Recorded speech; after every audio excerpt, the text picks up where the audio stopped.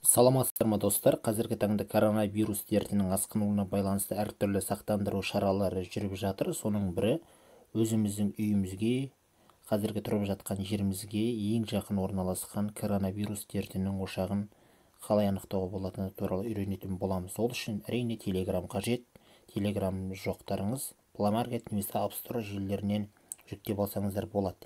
Яғни интернет дүкендерінен жүктеп алғаннан кейін штрафы и налоги деген мына бір бөлімге ботқа кіретін боламыз.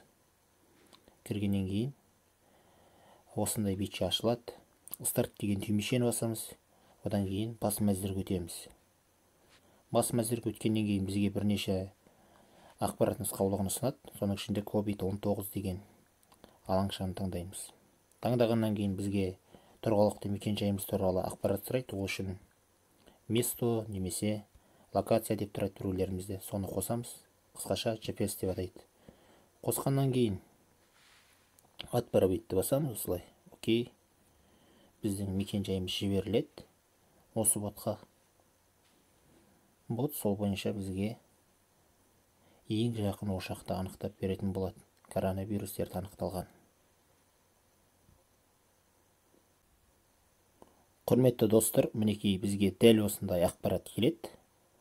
Ең жоғарғы жақты қарасақ, дәл қазір менің үйіме ең жақын коронавирус ошағы 3 километр 140 метрде орналасқан 3-14 деп тұр.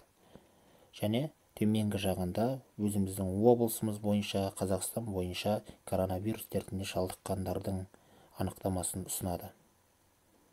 Назар қойып тыңдағандарыңызға рахмет. Еліміз аман, жұртымыз тыныш болсын.